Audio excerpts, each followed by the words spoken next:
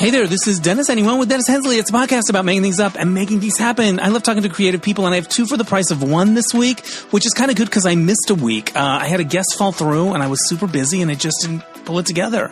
So that's on me. But this week, I have 2 guests for the price of 1. I have Erik Patterson. He's a playwright. He's been on the podcast before, pre-pandemic, with a play called Hand Job.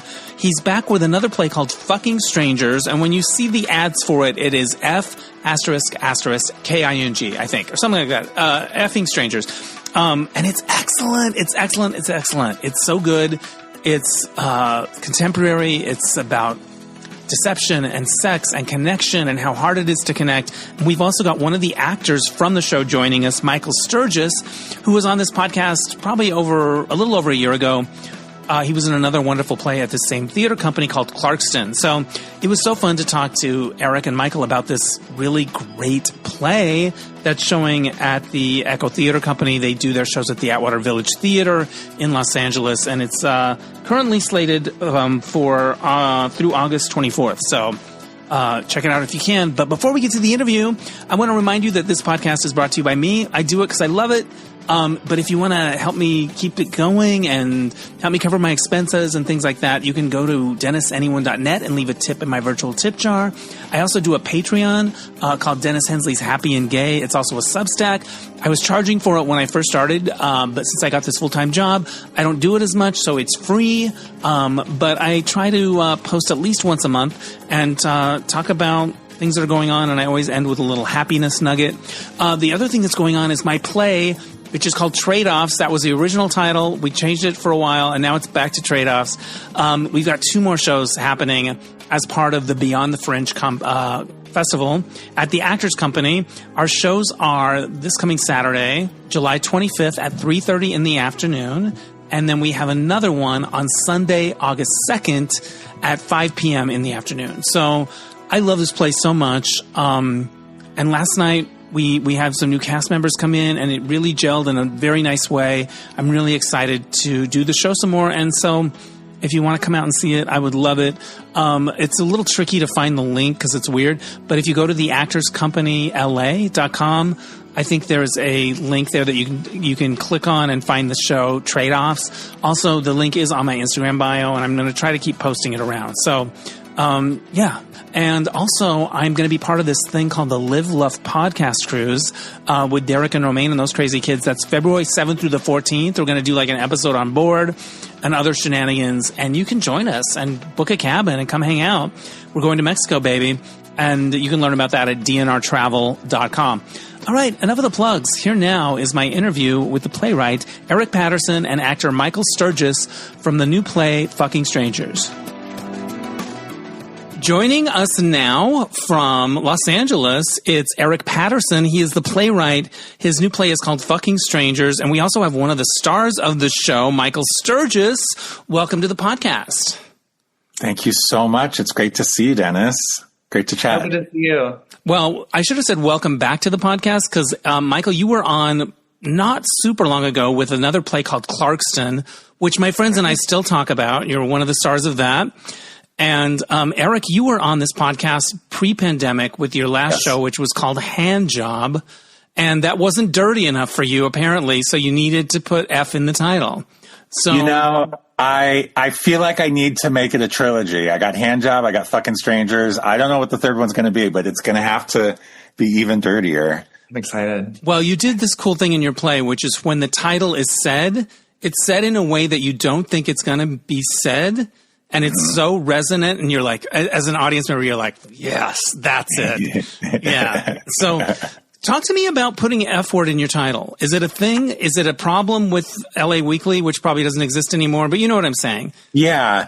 Well, I'll say a few things about it. First, you know, the Echo Theater Company decided to add the asterisks to it, which I think does help with a few things. You know, it helps for the poster and for marketing and just anyone who might be a little too prudish about it.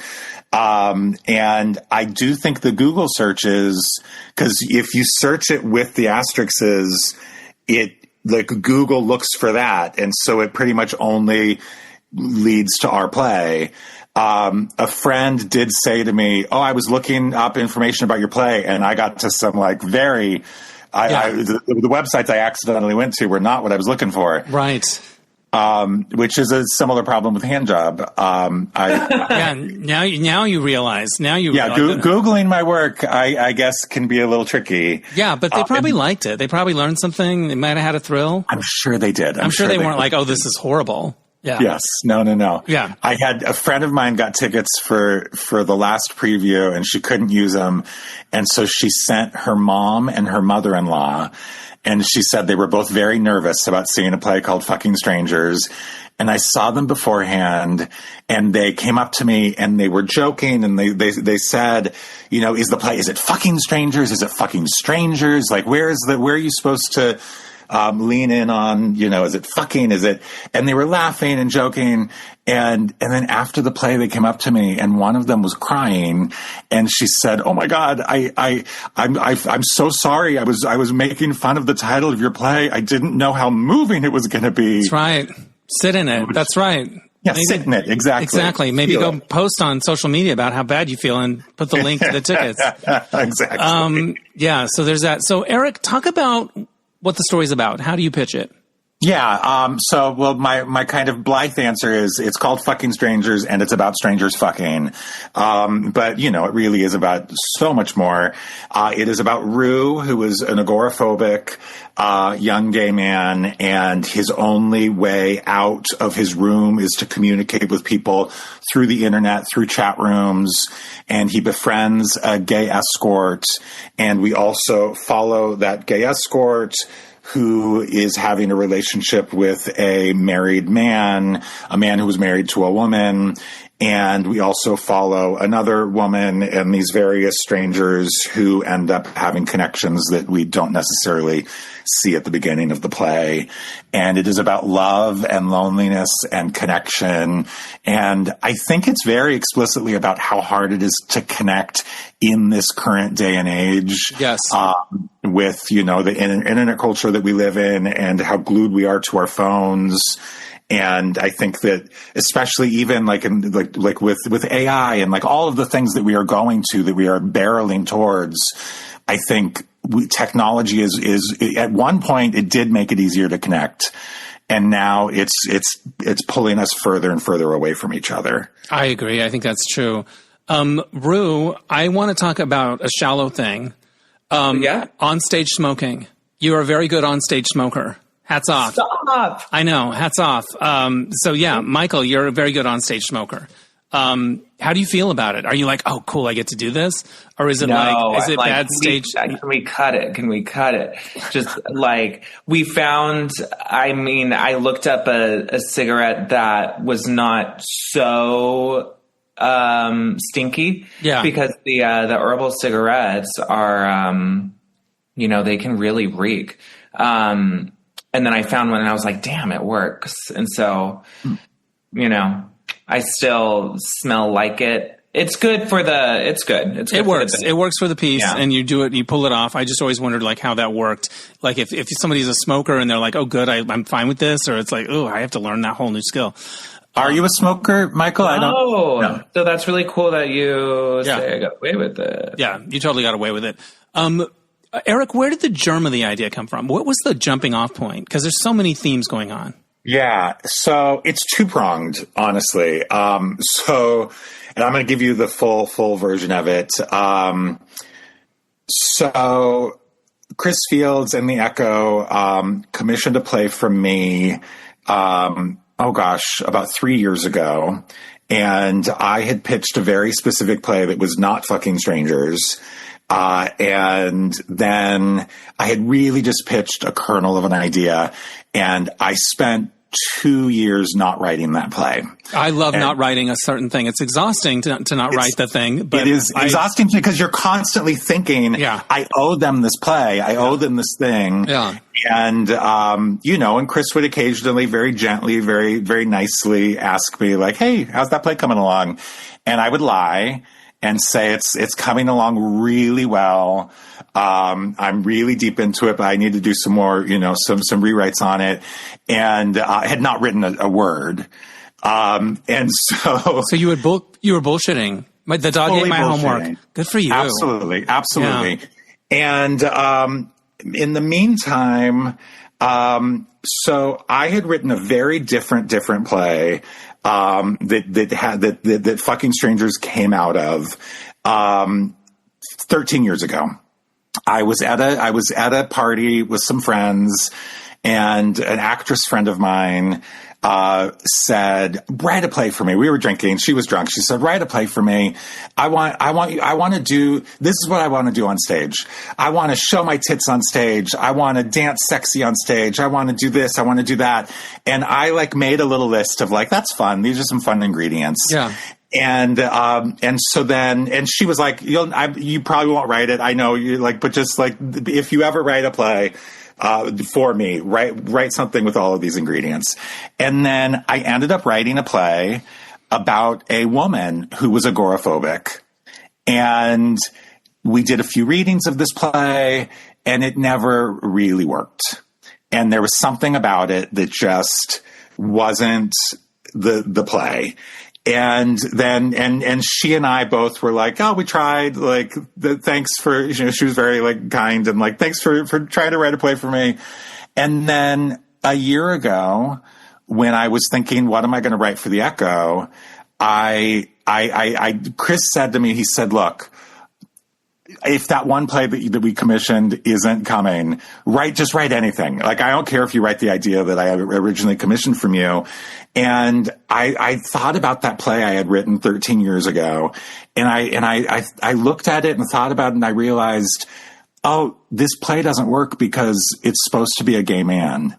And I wrote this part for this straight woman, and it's just wrong. This play is about other things. And so then I kind of there's an exercise I give. I teach playwriting sometimes, and there's an exercise I give sometimes where I will say, write a scene or even write a whole play, and then don't look at it, put it aside and write it again, and then see what you remember. And that's essentially what I did with this other play that I had written 13 years ago that has, so Fucking Strangers. And that play was called The Sex Lives of Strangers.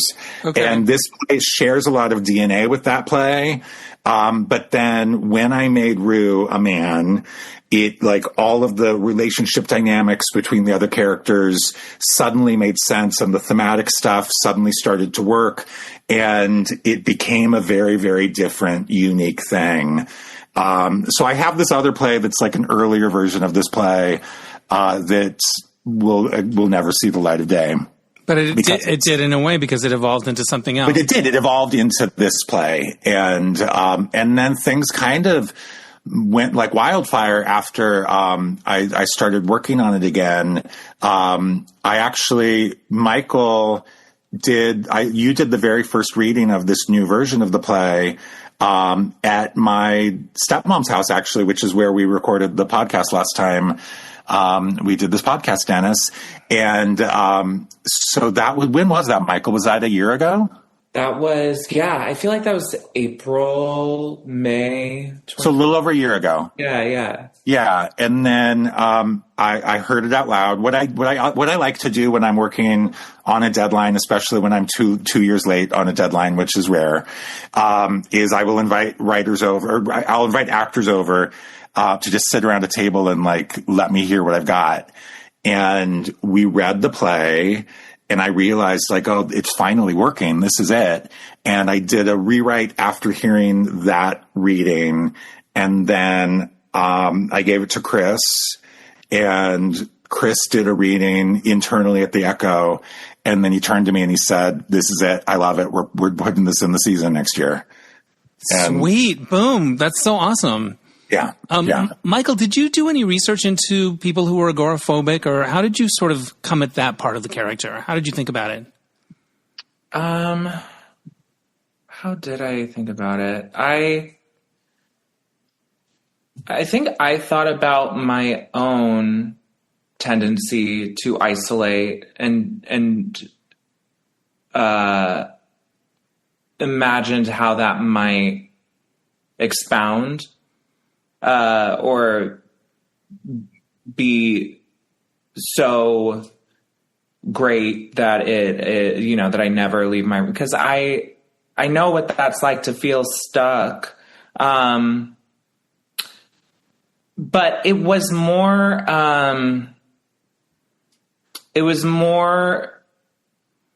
work and research on why Rue is stuck in his room, because when I did look into agoraphobia, it's like, oh, this feels like its own separate thing, which in a draft that existed 2 weeks ago, there is a monologue that Rue has where he is kind of portending to be a classic agoraphobe. But that's not really, Yeah, it's actually the result of something that happened, it's not his total normal state. Erik, talk to me about writing about sex generally for the theater. I'm asking because I have my first play that I've written, and we did 3 shows at the Fringe, and we got invited to do 3 more. It's staged reading, but it's extremely sexual, and I'm okay with it, and it's what I want to put out there, and it's what I'm interested in writing about. And there's moments where I'm like, I feel really good about this, and then I wake up in the middle of the night and I'm like, you can't put that on a stage, but I did, and I am, and I'm cool with it. But there is that moment of like, what am I doing? So talk to me about, because Handjob was your previous show. Yeah. Talk to me about writing about sex on stage. Okay. I think that in this moment in time, a lot of people, I think, are afraid of sex. And we have people, I think, I see on the internet a lot. And this is not conversations I'm having with my friends, but I do see on the internet a lot of people, saying like, why are there sex scenes in movies? Why are they like, we don't need this. I don't want to see that. And I do. And I think that the reason I do, and the reason I think we are drawn to moments like that, is when I'm watching a play, when I'm reading a play, when I'm writing a play, I'm interested in the private moments that people have, and like what, like we're not in the bedroom with anyone other than the people we're in the bedroom with, right? Like there are moments that are so private and so, like very, very, very,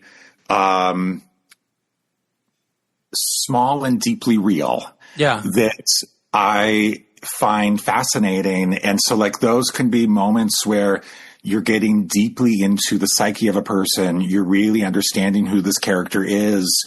And so I feel like theater should not shy away from that. Like we want to be seeing and showing moments on stage that are character revealing and humanity revealing, and sex is that, and I think that there is, there can be an element of titillation, but I don't think the sex in Handjob is titillating. I don't think the sex in Fucking Strangers is titillating. It's a little dangerous. It can be funny. It can be a lot of different things, but that is like, I go to the theater to be moved. I go to the theater to laugh. I go to the theater to cry. I go to the theater to see myself on stage. To see the truth. To see the truth. Yes. Right? And I do see, and I'm not gonna call anyone out. I'm not gonna name names, but I see a lot of plays that I feel like are so boring and so safe. And I saw a play recently at a very, very, an equity house, like a big, big theater. And it felt like a sitcom. And it's not that, like, I love sitcoms, right? I love a sitcom. A sitcom is something I can sit at home and watch. And like, I want to go into the theater and experience something with people who are like living and breathing in front of me and going through these, like going through something. Yeah. Give me something to feel. Yeah. When I decided I wanted to write about the theme of shame around sex and how it's doing nobody any favors, gay people, straight people, anybody. And not just the shame of having it, the shame of not having enough of it, or not feeling like you can do it, or just all the shit we all have around it. Yeah. I sort of thought to myself, what if I just told the truth? Yeah. And but it's a lot. Michael, how do you think about those types of scenes as an actor? Does it depend on the scene? How do you approach them? Are you do they make you nervous, or are they just part of the character? And I like exploring full characters. Definitely make me nervous. I, granted, have not had too many sex scenes, and I would say that I don't, I do have a sort of, it gets risque for Rue, for sure. It used to be different. It used to be a lot more. Can I interrupt really quick and just say, so, a play for me is not done until we open, and then maybe it's still not done. Yeah. But I've been at rehearsal and rewriting. The last 20 pages of this play, I think I threw away basically a week and a half into rehearsal, and then wrote an entirely new ending. And that is, there were some of the stuff that I cut, it went a little further sexually with Rue, at the end. And we also cut, there were a few things we cut for time. We cut 2 monologues a week ago. Yeah. But yeah, so you did have some more to deal with. Yeah. Michael. Yeah. And even with the stuff that is still in the script, I think the fear was like, am I going to get away with it? Is it going to, it's asking a lot of me, and will it work? Will they buy it? Yeah. Yeah. Will they buy it? Yeah. And it's just a lot to ask an audience to witness. Yeah. And so that part of will it be a ride that they are happy to be on? Yeah. Mm-hmm. Now you have a lot of internet, conversations with Sean's character. I forget the name of Sean's character. Or he has several names, Dylan. Yeah. And I looked over there and I'm like, the computers are working. Oh, this is really happening. What's it like to play scenes on a computer, like Zoom kind of vibes, but the person is just like 10 feet away? Do you have to not look at the person? Like, you have to be like, oh, there's I was worried about that. I was worried that I would cheat and go, hey, yeah. It's kind of like the Daily Show, when you think they're sort of at the steps of the Capitol, but they're just on a green screen. Yeah. Right. Yeah. Yeah. But I will say it's challenging in that sometimes the connection isn't good. Oh yeah. Wi-Fi issues, buffering. Yes. Oh, so I have anxiety now for every future performance of you. Yeah. Absolutely. Sean, apparently it doesn't throw him off. Power to him, but God bless him. Screws with me. But I mean, I'm grateful that I always have the audio because we're in the same space. But it's tough because then I have to supply it myself. Yeah, the visual. Yeah. You guys have a Rihanna moment that is enchanting, involves dancing. How do you feel about dancing as this character? How do you feel about that moment? Again, it is, I mean, so much of being in this play is working through the worry of, will I pull it off? Yeah. That's like, I think it's over a minute of dancing. Yeah. And, it's joyful. Yeah. It's joyful though. It's a wonderful moment. It's light. It's sexy. It's fun. I'm all about it. I support it. I'm pro dance. I'm pro dance break. Good. Eric, talk to me about that moment as a writer. Like, what did you think you were going for there, and why was it important? I wanted to see Rue kind of be forced to do something uncomfortable, right? And I think that Dylan talks in the play about being a healer and being, he's a sex worker. He thinks of himself as someone, who he provides a service for people. Yes. And I wanted to see him doing that, and it's also a fun moment. Those scenes could be very, very static for a long time, just two people talking on their laptops. Yeah. So just from a purely technical standpoint, it's like, let's find a moment where these two people get up and move. Yeah. But I think it's character revealing. It's one of my favorite moments. You're so sweet in that moment, Michael. I love watching you dance. It really, really works. You shouldn't have any fear. Yeah, you're killing it. You're killing it. It really, it's lovely. And I'll tell you, I had a moment in rehearsal. I had an instinct that I ended up we didn't go with, and I'm so glad we didn't. But I like to find moments that can be a little different every night. And I don't think I'd ever mentioned this to you, Michael, but there was one moment when I talked to Chris about. This song is different every night? Maybe we have a different song every night. Crazy. And that would be a surprise to you, and that Sean could pick the song. And I'm glad that we're not doing that, because I think that the Rihanna song is so perfect. And it is pretty good. And you guys, the way you guys move to it, like that moment, I think would change too much. With a different song, it might not have it's a very tender moment, and the wrong song might just totally throw that moment off. So I got that. Dennis, I don't know if you remember, there's a moment when, at the beginning of that scene, when, the previous scene. Oh, is it the previous scene? Well, between, Rue and Dylan, when Rue is saying, how do I know if you're real? And one of them said, I think, does Dylan say, tell me to do something, or, I don't know. I wrote the play. I don't know the lines. And then in the script, it says Rue tells Dylan to do something, make it different every night. Oh, wow. So Sean doesn't know what Michael's going to say. You saw it on Sunday. You saw Riverdance. No, Sunday? Or? I didn't see Riverdance. I would have remembered Riverdance. Chorus line.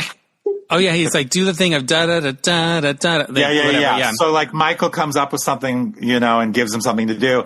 And Michael, I have not said this to you, but in my head, that moment, I never thought of that moment as so big. And I love the choices you're making. You're giving him the most outrageous things to do. Do you think of them in advance? Because I could see just forgetting to do it for a show and then getting there and being like, I got nothing. Yeah, I had some oh shit moments, but those moments spurred great ideas, like being Neo in the Matrix. Oh, that's a good one. Be That's Neo in the Matrix, and also pretend you're in quicksand. Yeah, that's what you. Yeah, and it's again. So weird, and it was very funny. Yeah, like then he did this thing, but also went like, yeah. I like it. You mentioned the character of Dylan saying that he's a healer. And I think there are characters who may not say it out loud, but they're like an eye roll when he says that. And I'm like, he is a fucking healer. You guys, he's a healer. I believe that you believe he's a healer. I believe he's a healer. Yeah, I believe that people that do that are healers. Yeah, absolutely. Speaking of someone that can use some healing, but yeah, no, he's a healer. And people look down on him, but he has fucking integrity. Yeah. Right? Absolutely. Absolutely. No, sex work is real work. Sex workers are amazing people. And he takes it seriously, and the way he talks about it, and it's very sincere. Yeah. So when he's disrespected, I don't like it. I don't like it when he's disrespected. Yeah, that's sort of interesting. There is a character in your play who lies a lot. And I went with a friend of mine who had somebody in their family who lied a lot. Mm-hmm. And he's like, oh my God, that reminded me of this person, because they will dig in. And then they're so convinced of their own lies that if you challenge them, they will dig in deeper and deeper. No, I didn't do that. No, I didn't. They fucking did it. They fucking did it. No, I didn't do it. I didn't lying. Talk to me about because they just dig in, right? And my friend was very, it reminded him of something very specific in his own life and a pattern of like they're going to stick with that lie till the day they die. Trump is a great example. Yeah. Yeah. No, I mean, I think it is a type of person who, I think in this case, in the play, the character who is lying so much, it kind of becomes the way that he can maintain, he's lying to himself also, right? Yeah. He's lying to to many, many people. And it becomes how, like, those lies are the scaffolding that hold everything together. Yeah. Yeah. And I've dealt with people like that. I have, and the thing that ends up ultimately happening is you can't keep all of those lies straight, right? So, and eventually the dam has to break, but boy, are they dug in. Yeah. Boy, are they dug in. We talked about depicting sex on stage. Mm-hmm. I have a friend that wants there to be nudity in my show, and there are plenty of good reasons for it. Yeah. And I don't know where it will go. We've been doing stage readings, and I want to do a production with a director and the whole thing. But I am not in love with the idea of nudity. Like I feel like, first of all, I don't want to be one of those producers that is like, no cameras. And like I don't want that to be the job of like worrying about that stuff. I remember when Take Me Out was on Broadway probably 2 or 3 years ago, and Jesse Williams was in it. And a friend of mine sent me a still of him. That your friend took? I don't know if he took it or he found it on the internet. Like he found it.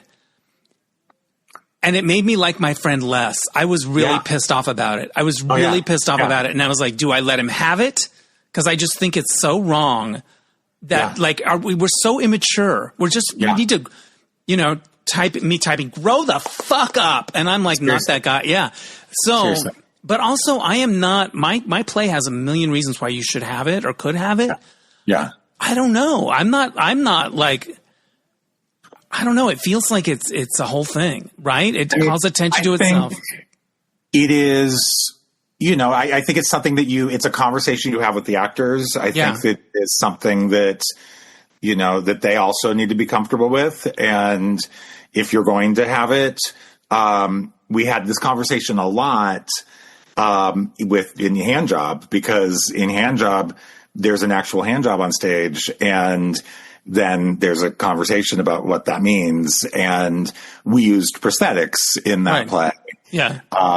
Because ultimately, there were a lot of conversations that were had of like, could we do that? Is that like legal? Is that what? Yeah. And we ended up like discovering that it actually would be potentially illegal, because that crosses the line from just nudity to a sex act. Yeah. Then so there were legality issues with that, but just being naked on stage, I think what I find sometimes annoying is when you can tell people are behaving in a way that is not real, that, they're covering up in a way that because they know that there's 100 people watching right now. Yeah. And, and that can be a little like, it can take you out of it.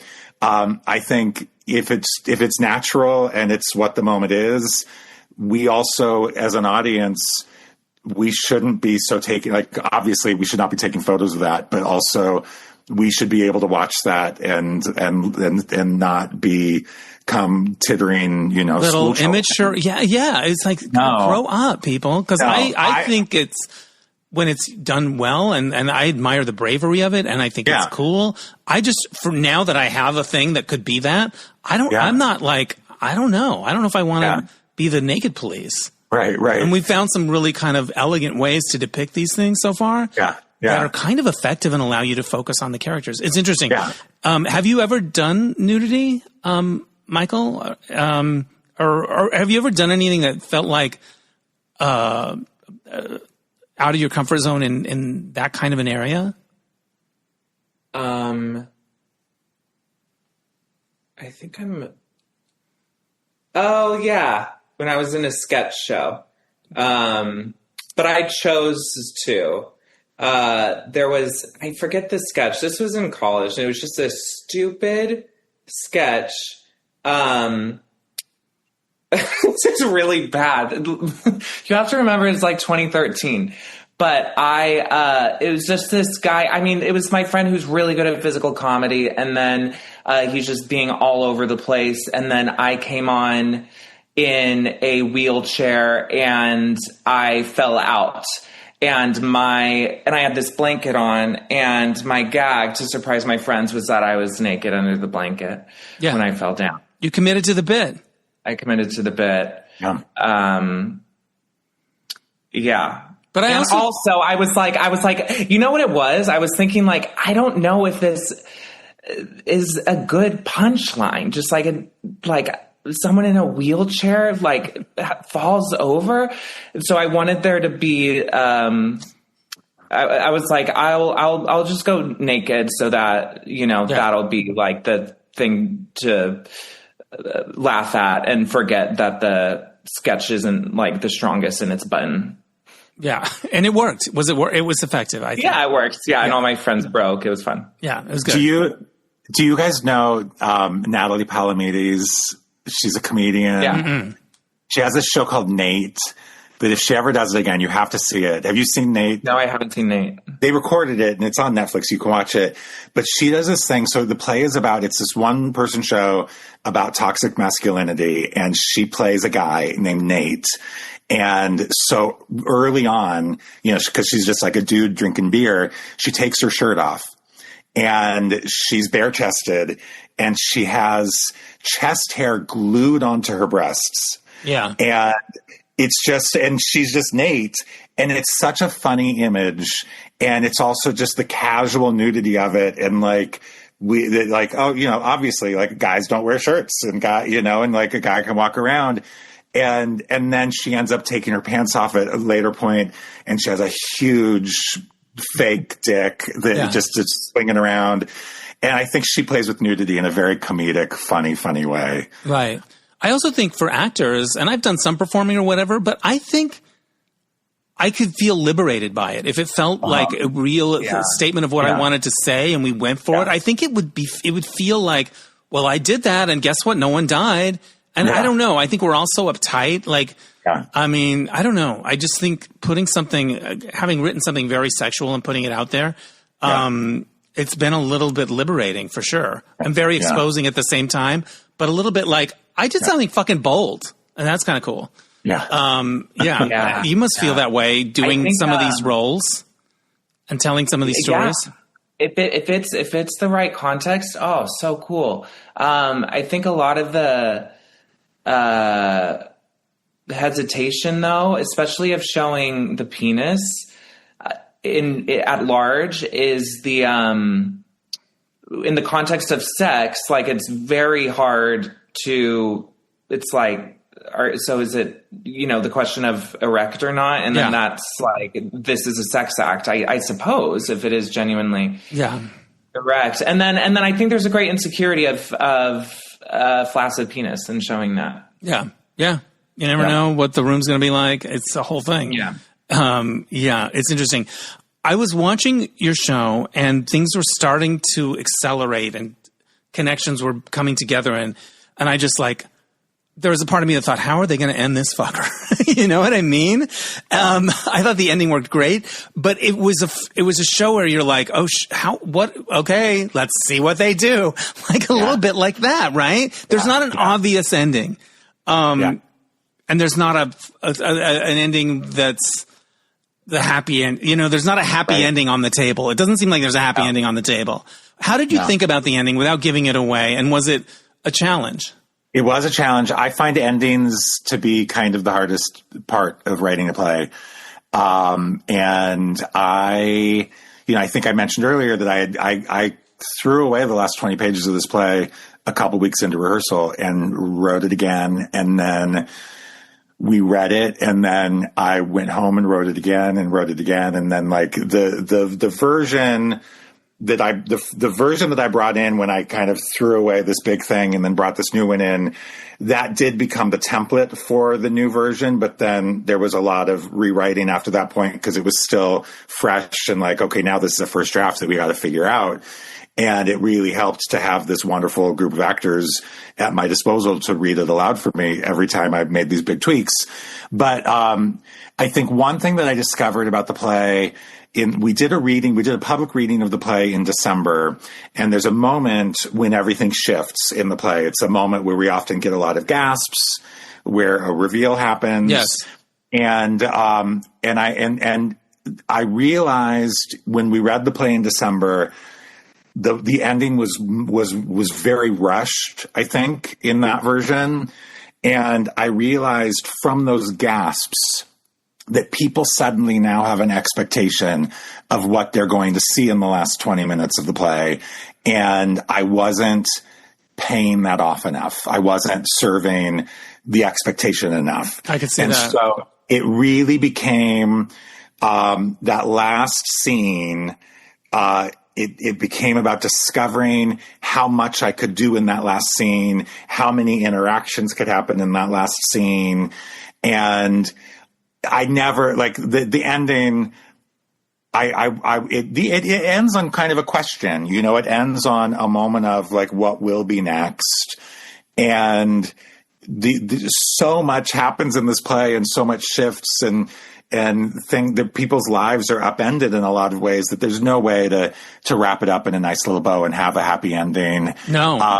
I do think, you know, I'm a fan of August Wilson. He has a 10 play, you know, Decalogue plays, and Horton Foote has a series of a bunch of plays.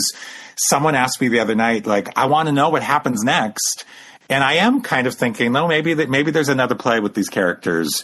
Maybe there is a year later. Maybe there's and I think it would be a very, very different play if I did explore where these characters were at another point. And I think it would be a happier play. Yeah, that's interesting. Michael, when you first read it or did the first reading, what struck you about it? What made you think, oh, I kind of want to do this? I think it was the same things that scared me. Yeah. About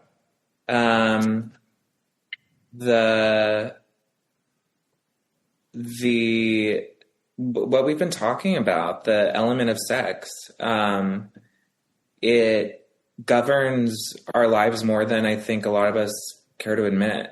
Yeah. And it is the main theme of the play for a good reason. Yeah. And I'd never been in a play that showed sex in a way that made me uncomfortable because it was so resonant with, how much I can lose myself, how much I can get stuck, how much time can be consumed, all because sex is this big thing. Yeah. Yeah. It's really interesting. Is there a trilogy? Because you got Handjob, you got Fucking Strangers. Do you know what the next one is? Or well, you know, this is not going to be the next one, but people often ask me about Handjob, but they'll say, "Oh, what's going on with your play Blowjob?" Yeah, or I loved your play Blowjob. They've gone to second base when you were only on first or third. Yeah, I'm like, oh no, yeah, you've taken it so much further. But yeah, I don't have a title in mind. The next play that I'm kind of, I have a new play that is it's called oh God, what's it called? Oakwood High School presents Thornton Wilder's Our Town. Interesting. That is very different from Fucking Strangers. It's about 4 girls who want to play Emily Webb in their high school production of Our Town. And one of them gets the part and it kind of ruins all of their relationships. But it also is about AI and how AI is going to destroy us. Oh, interesting. Our Town meets AI. I saw Our Town for the first time this year. Can you believe it? I have never seen it. Love that play. I love it. I watched it and I thought, oh, I get it now why it's a classic. But it was edgier than I thought it would be. It sounds like quaint. It sounds like Little House on the Prairie or something. But I was like, oh no, this is existential, like it's so deep. Shit. It's so deep. Yeah. And Emily's a good part. Ooh, that's cool. I want to see that play. Yeah. Well, there's going to be a reading at the Conundrum Theater in Burbank in September. All right. Reading at the Santa Monica Playhouse in their Binge Fringe Festival in October. Yeah. All right. We have to go to coffee and you have to tell me all about being a playwright. Because I wrote a play. I love it. It's been more meaningful to me than any other creative work I've done. And I've done a lot of different things. Yeah. I'm just like, I call it my beautiful affliction. I'm just drunk on it. If I talk to you for more than 2 minutes about it, I'll start crying. It's like I've cried in restaurants. I've cried in offices. Like it's a whole thing. I'm going to share some things that my playwriting teacher says about plays and see if they resonate with you. And my friends, if you start one more sentence with my playwriting teacher says, I don't know, I'm obsessed a little bit. His name's Bernardo Cubria, and he's delicious. Anyway. He's the best. Yeah. Right? Do you guys know Bernardo? Yeah. Yes. Oh my God. He's the best. He is the best. I don't know. I love that man. But anyway, he says plays are arguments, and that for whatever that both sides of an argument need to be compellingly depicted, and then you can come down on one side or the other as the writer. But like just the idea of plays are arguments. What do you think of that? I love that. I don't want to leave. I don't want people to leave my plays and just say, well, that was fun. What do you want to do tomorrow? I want people to feel unsettled or upset or feel engaged and then continue that argument that the play was having when they go get drinks down the street. I think, when I teach a playwriting class, and when I teach, I'm going to steal that from Bernardo, but I often see, especially like beginning writers will bring in a scene and, there's nothing's really happening, right? And like you need the two characters on stage or the four characters or whoever, however many people are there, like you need some friction, you need some tension, you need something, you need people butting up against each other. And a play should be an argument. I dig it. You dig it. You're into it. Yeah. He also said this. He said, writing a play is like cutting yourself open and like opening up your soul and then like standing on a platform and asking people to come pay and see it. And I think that's kind of right. Yeah. Right? Yeah, it is. It is, absolutely. Which of your plays do you feel like has been the most revealing? The most where it was like, oh, wow, this is so me. Oh, I got into a fight with a friend once she came to see One of the Nice Ones, which is the first play that the Echo did of mine. And we went out for drinks afterwards, and she said, I know which character is you. I know. And I was like, well, they're all me. They're all, I wrote the play. Like, they're all me way. And she's like, no. But I know which character is you.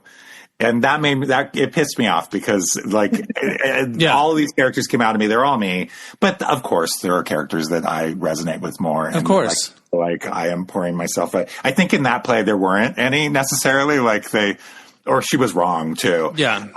About which one she thought was me. Cause I think she was like gender specific about it. I was like, no, I'm not that guy. I'm the woman over here. Yeah. But I had this experience many years ago. My play Red Light, Green Light, which I have these two plays, Yellow Flush, Alabaster Rose and Red Light, Green Light. They were produced at Theater of Note a while back. And they are part of a trilogy that I have not written the third play yet, but they are connected. They have the same characters. And I would say Elliot in those plays feels very, very much like me. And I had this, and it's about this family that is dealing with trauma and how it kind of brings them all together, these siblings. And the night before Red Light, Green Light opened, one of our actors had to leave the show. Oh my gosh. For personal health reasons. Right.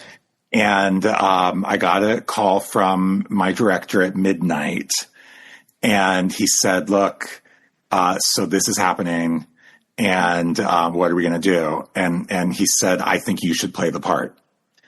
And so I stayed up that night, and I read the script twice. And it was such a crazy thing because, and I used to act, it's been a while, but I used to act, but I had been at every rehearsal and I wrote this play. I literally read it twice and I knew it. Right. And it wasn't like, I wasn't doing like, when you're memorizing anything, you're like, you run the scene, you run it. And I literally I read it twice and I was like, yeah, I got it. I know it.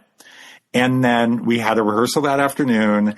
And we basically, we didn't run the show.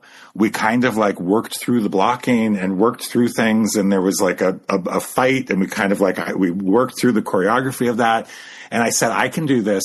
And I went on off book, and I said, I can do this. The only thing that I cannot handle is I can't do costume changes. That's like one too many things to put into my brain. I can't just put me in one costume. I'll be in that costume the whole show.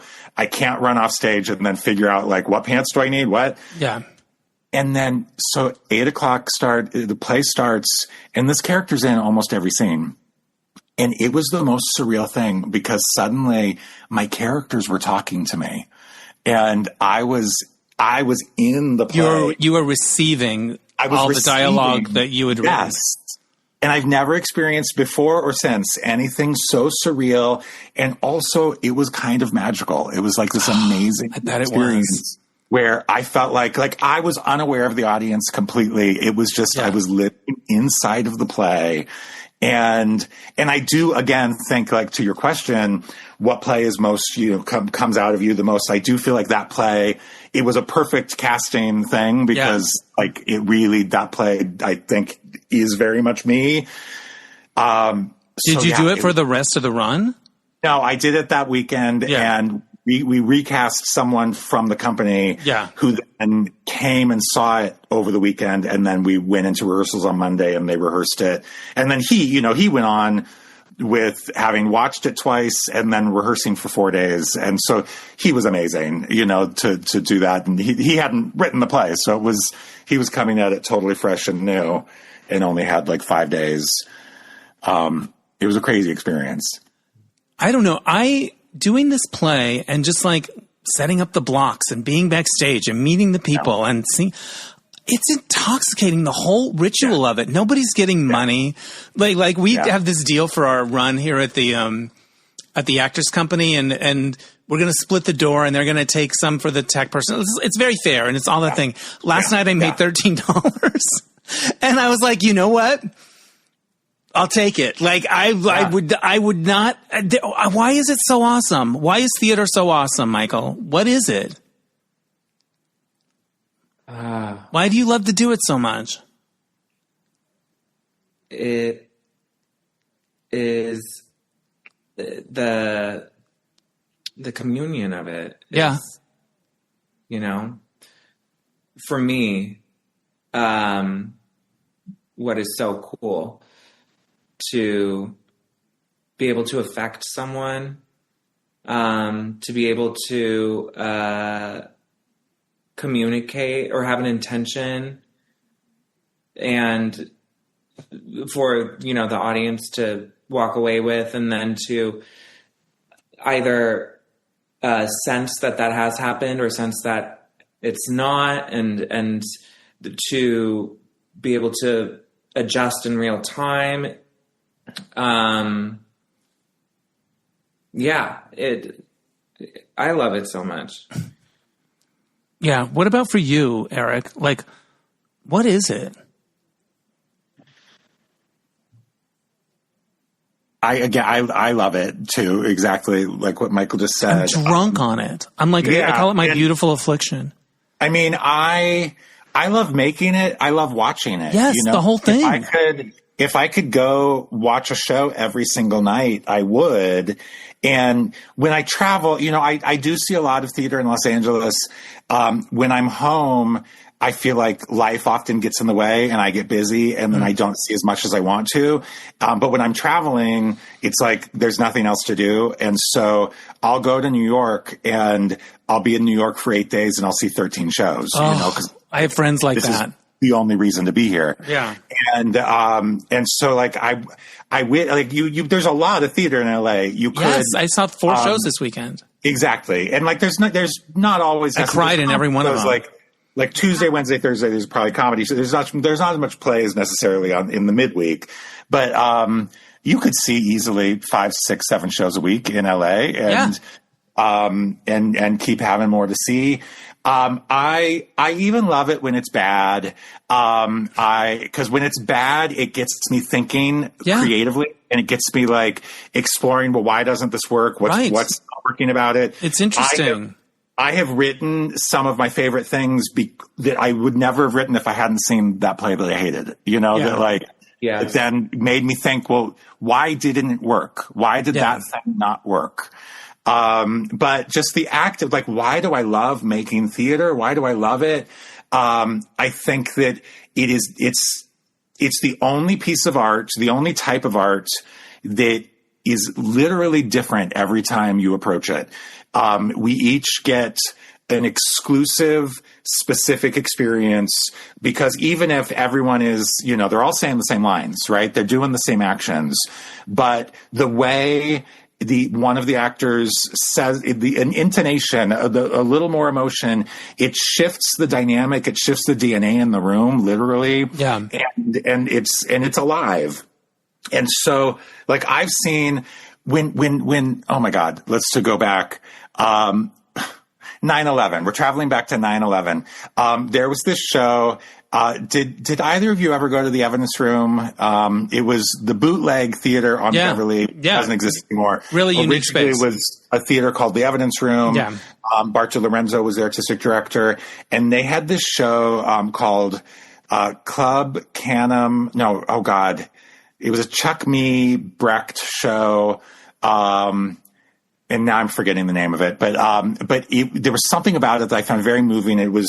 It had these very intimate scenes between couples in bed, just talking, like post-coital scenes. Right.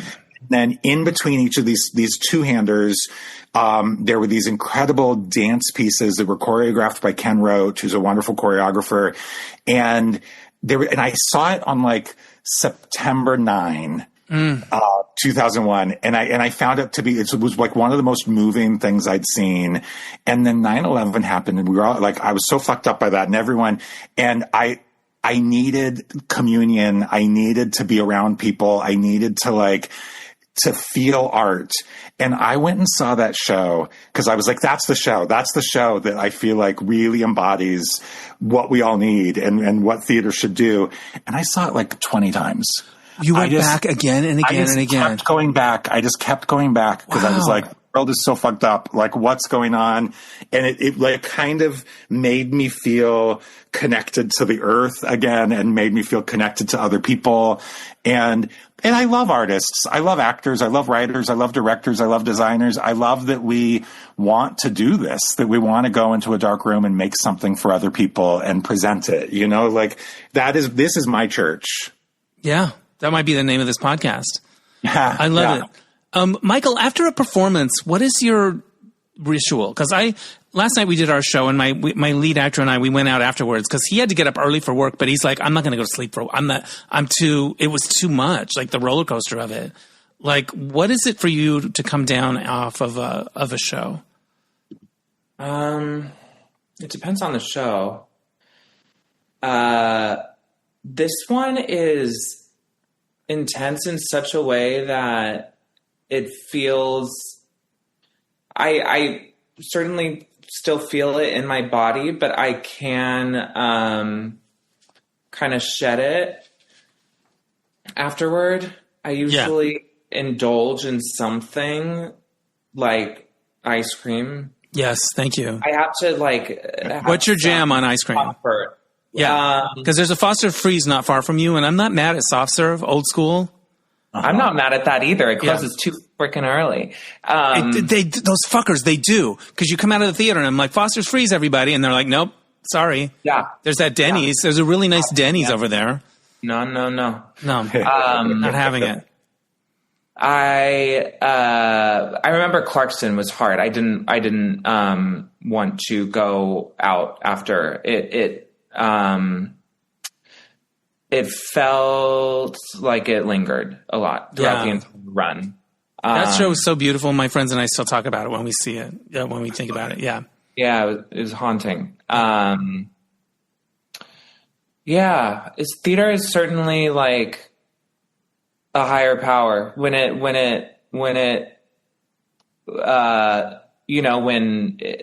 works, it's divine. And also when it doesn't work, it's also really cool. I think a lot of people in LA want to go to the thing that is sexy. Yeah. And theater is sexy. Theater is not sexy until it is. And I really love to support things, whether they are sexy or not. And by that, I guess I mean like the hot ticket that everyone's going, and that the people there are maybe even sexy. Yeah. At the same time, it feels unsustainable to to have theater be my the thing that drives me. I don't like it does, but there's like this process. I'm like there does have to be more. If I want to keep doing this, it can't be the main thing. It can't be the main thing that defines my worth. Yeah. And that's something for more than half my life that I've been, I think, defining my worth through. That's interesting. Wow, that's powerful. And yet it's so beautiful. And yet it's such a good thing. You know what I mean? Like there are much worse things that. Yeah, totally. Yeah. And things that bring joy. Your work helps people. It brings people joy. Do you sense that sometimes afterwards when you see something? Do you ever get comments from people where you're like, oh, that helped them. That's real. I can touch that almost. Do you know what I'm saying? Yeah. Definitely. Yeah. It's interesting because I'm having that experience now my skin's pretty thick and I love it so much that I'll take whatever the mixed bag is. But it is curious, like who comments, who doesn't say anything.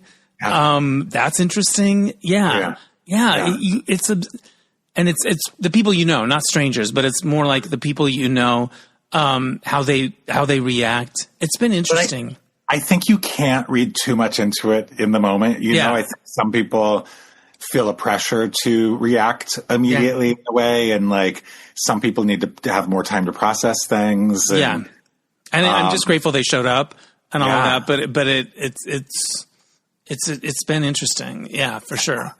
I love it. Now, Erik, I noticed that you have things behind you that look like books, and I like to imagine they're all your plays. Are they? That are like the ones that are the same. Those are all like different books. Those are all plays. Those are all plays. Not my plays. But not your plays. This is a library of plays. Love a library of plays. This is also a library of plays over here. So this is kind of my little side gig. Ooh. This is so ridiculous, but I joined TikTok during the pandemic and my TikTok account is Your Daily Writing Prompt. And a couple of my videos went super viral. And overnight I got 300,000 followers on TikTok. And it's the most random thing, I swear. And out of that, Simon & Schuster found me on TikTok and they said, we love what you do. Would you write books of writing prompts for us? And so I have written several books of writing prompts for Simon & Schuster. I'll just write a dystopian novel, write a romantasy, and write a horror novel. And they are writing guides, and they don't have to be for novels. They kind of, I think, just for titling reasons, they made it specific, but they don't get into structure. They don't get into, so you can use them if you're writing a screenplay, a play, a short story, anything creative, anything with characters, because they're all about helping you think about character and conflict and relationship dynamics and getting you unstuck. Like I like to think of them as exercises that if you just sit down at the beginning of a writing session, do a random prompt, even if it doesn't speak to whatever you're writing, it's going to get you thinking about your characters. 15 minutes later, instead of sitting there looking at the blank screen, your thoughts are going to be flowing. And because the prompts in these books, you don't have any preconceived ideas about. Like when we sit down to write the thing we've been working on, we're so invested in the play or the script or the novel, whatever, that sometimes it can be hard because you're like, yeah, but how am I supposed to start this? And you'll sit there for an hour but you have none of those preconceived ideas about the prompts in here. So they just get you writing. And it's become a little fun side gig. Yes, sweet. Simon & Schuster, baby. Yeah. Yeah. What's the TikTok video that went the most viral? What was the theme of it? It was a writing prompt inspired by the song Watermelon Sugar, the Harry Styles. Yes, can't go wrong with Harry Styles. Can't go wrong. And then those little short shorts he's working the new album.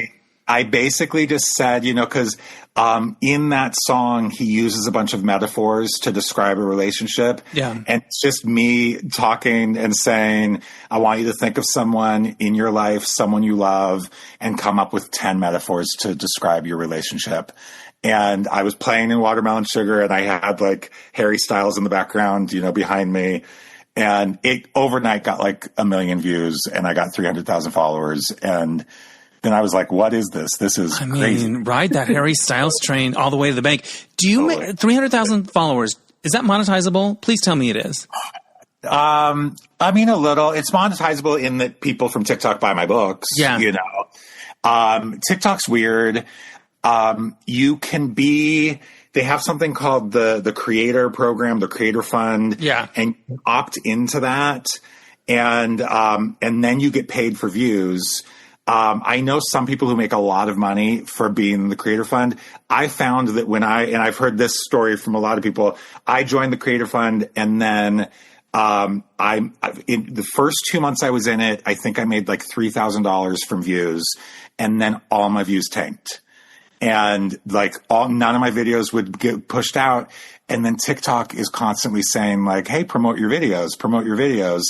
And so I think that there's like, shady stuff going on that they're like, promote, you have to pay. Yeah. You have to pay to promote your videos, and then you'll get now that you're in the Creator Fund. So they hook you, and like you make some, decent money for doing very little at first. And then they're like, oh, you want those views again? You got to pay. And I refused to pay for that. So then I took myself out of the Creator Fund because I wanted people to see my videos again. And I was like, the videos are not being pushed out right now. So I don't get paid directly from TikTok anymore.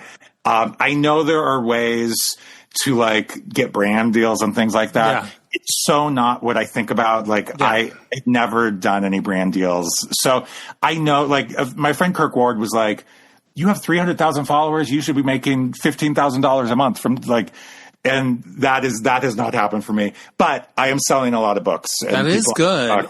And those look like substantive books. Like they don't look like little flippy, cheap. They're like, there's look at you. That's a lot. It's a lot of stuff in it. Good for you, man. That's really cool. I love that. We're going to wrap it up soon, and we're going to get back to talking about fucking strangers. But tell people how they can come and see your show. Okay, so it's at Echo Theater Company in Atwater Village. You can find more info and get tickets at echotheatercompany.com, and it's theater with an ER, not an RE. Do you have a preference? Yes.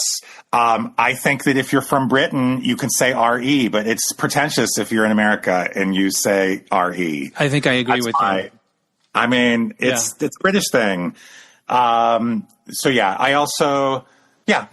if you're in England, but otherwise ER. Most of the theater companies in LA would disagree with me because a lot of them I think are RE. Yeah. It's pretentious. It's a whole thing. We have shows Friday, Saturday, and Monday at 8, Sundays at 4. The Monday night shows, I believe, are pay what you can.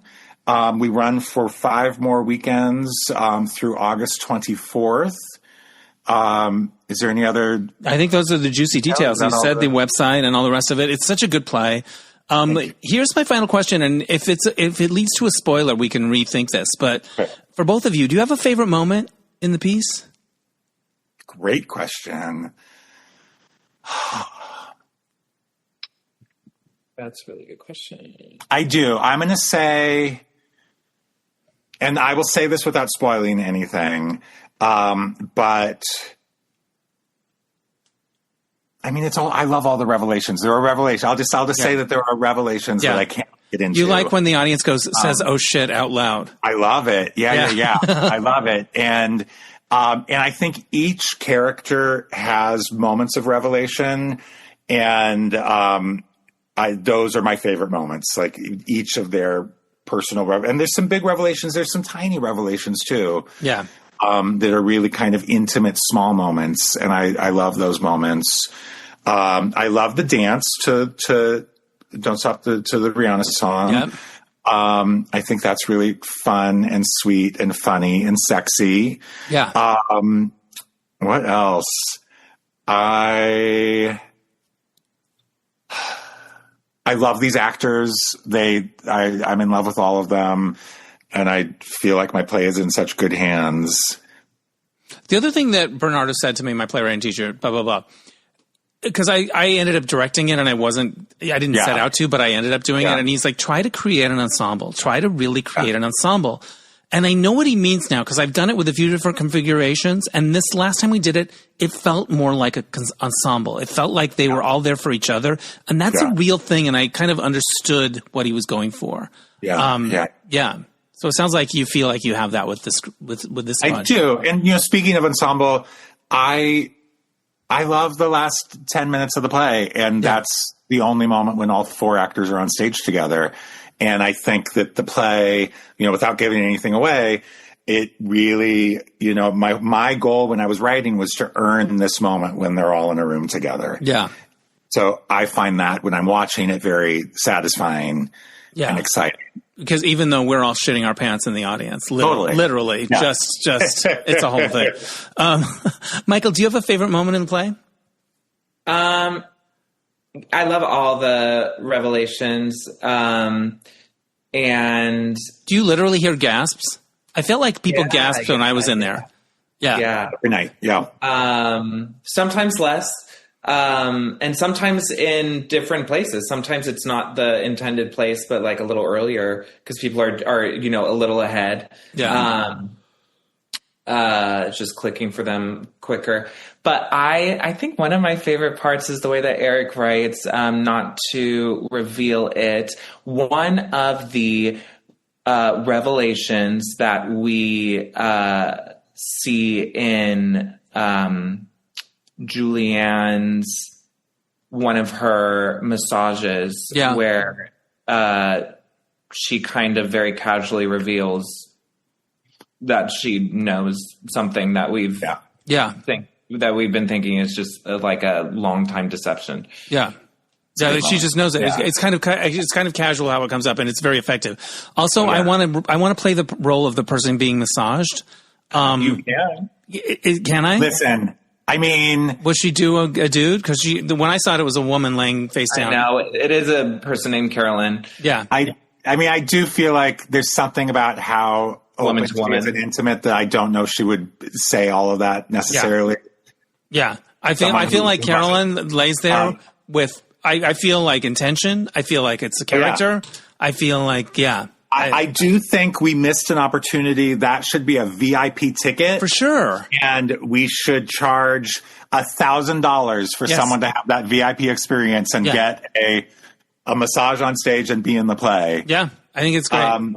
Wow. Take that, oh, Mary. Have a question. Wait, Michael, you need to answer. I don't know the answer to this. Do the Carolyns have a run through? Like, do they run through their, like, what?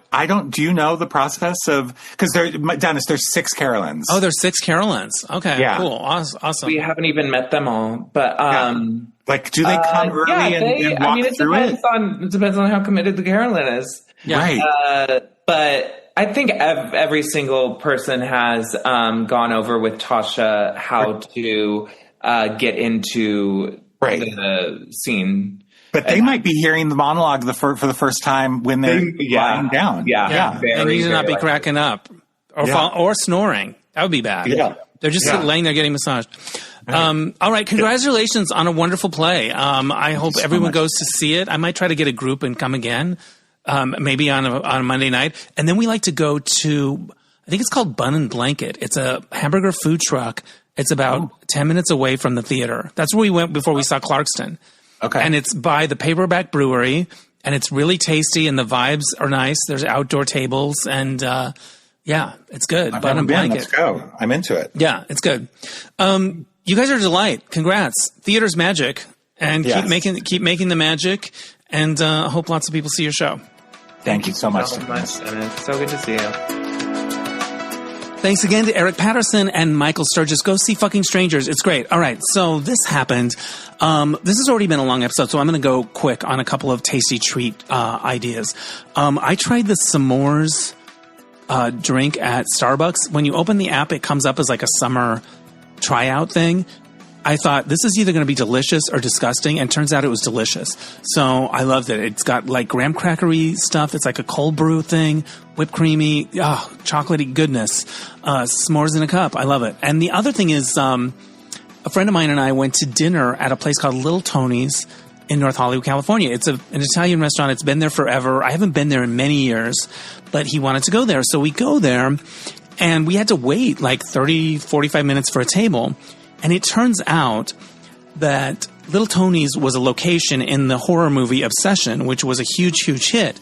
So now all of these people come there so that they can go to the restaurant and perhaps sit in the booth where an iconic scene from the movie Obsession was playing. So it was just cool to see all these, like, you know, younger couples, Gen Z couples out on date night going to the Obsession place. Because apparently I haven't seen the movie yet. I have a ticket to see it outdoors in August at this cool outdoor screening. Apparently the scene is very memorable. And so I just love that because, you know, that location, it was like an indie horror movie. They probably didn't have a huge budget, but they were like, yeah, come shoot here. And it ended up being a phenomenon. And now you can't get a table. Isn't that cool? I don't know. It just felt like, oh yeah, people are doing things in the real world. They're going to Little Tony's. They're sitting in a booth. They're having a moment. And it's Obsession, baby. All right, that's enough for this week. I want to give a shout out to Oscar Rosario for mixing my episodes. My theme music is by Mark Daniels for Placement Music. We'll catch you next time on Dennis Anyone. Bye.